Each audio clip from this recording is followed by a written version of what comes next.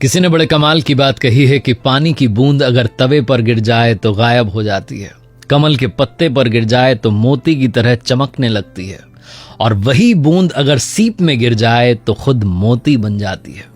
पानी की बूंद वही है, सिर्फ संगत का असर है।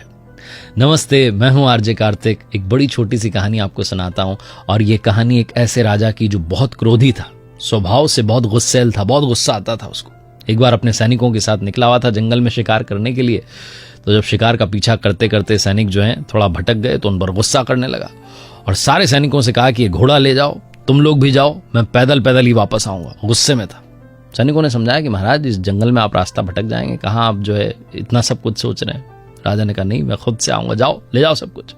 राजा ने सबको भेज दिया, घोड़ा भी भेज दिया, धनुष बाण लेकर के चल दिया जंगल में कि पैदल पैदल आना है। दिमाग खराब हो रहा था कि देखो इतना अच्छा शिकार मिला था, सैनिकों ने सब बर्बाद कर दिया। चलते चलते उसे थकान होने लगी तो एक बड़े से पेड़ के नीचे विश्राम करने के लिए बैठ गया, और जब वो थोड़ा सा सुस्ताने लगा तो उसे नींद आने लगी, और वो वहीं उस पेड़ के नीचे ही सो गया। दोपहर का समय था। उस पेड़ की डाली पर एक कौवा बैठा हुआ था। कौवे ने कुछ समय के बाद में बीट कर दी, और राजा के जो कपड़े थे, जो ड्रेस थी, वो गंदी हो गई। सारी ड्रेस पर जो है वो बीट गिर गई। राजा को ये सब पता नहीं था। राजा गहरी नींद में था। कौवा उड़ करके चला गया। कुछ देर के बाद में उसी पेड़ की डाली पर आकर के एक हंस बैठ गया, और संध्या होने को आई थी। हंस वहीं पर सुस्ताने लगा। इतनी देर में राजा की नींद खुली तो उसने देखा कि उसकी जो ड्रेस थी उस पर बीट गिरी हुई थी, कपड़े गंदे हुए थे। राजा को लगा कि मेरे जो कपड़े हैं किसने गंदे कर दिए। तो राजा ने ऊपर देखा, पेड़ की डाली पर हंस बैठा हुआ था। जैसा मैंने बताया कि राजा बड़ा गुस्सैल था, बड़ा गुस्सा आता था, क्रोधी था। बिना देरी के उसने धनुष बाण उठाया और एक तीखा सा बाण जो है चलाया। हंस को जाकर के बाण लगा और वो हंस कराहते हुए नीचे गिर गया। हंस ने राजा की तरफ देखा और इतनी सी बात कही, अहम काको हतो राजन हंसा अहम निर्मला जलह दुष्ट स्थान प्रभावेन जातो जन्म निरर्थक। हंस ने कहा, राजन, मुझसे ऐसी कौन सी भूल हो गई कि आपने इतना तीखा बाण मुझे लगा दिया।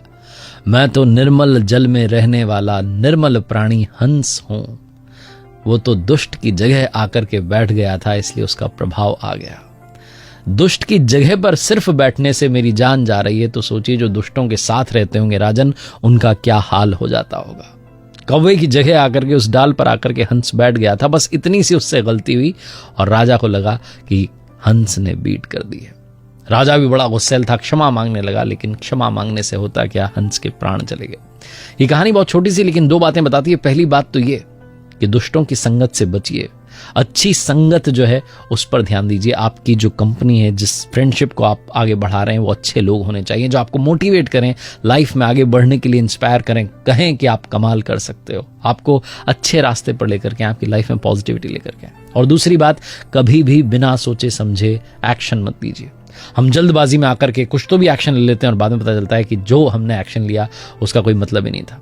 इसलिए गुस्सा करने से बचिए, जल्दबाजी करने से बचिए और बुरी संगत से बचिए। ये छोटी सी कहानी बहुत इंपॉर्टेंट मैसेज देती है। एक बार फिर से आरजे कार्तिक कहेगा, कर दिखाओ कुछ ऐसा कि दुनिया करना चाहे आपके जैसा। याद रखिए, अगर आप कुछ अच्छा सुन रहे हैं तो माय FM सुन रहे हैं, चलो अच्छा सुनते हैं। अगर आप अपनी लाइफ में अपनी पर्सनालिटी को डेवलप करना चाह रहे हैं, इंप्रूव करना चाह रहे हैं, स्ट्रेस मैनेजमेंट जो है उसको सीखना चाह रहे हैं, ठीक करना चाह रहे हैं, तो मेरी वेबसाइट है www.rjkartik.in, जाकर के अवश्य देखिएगा।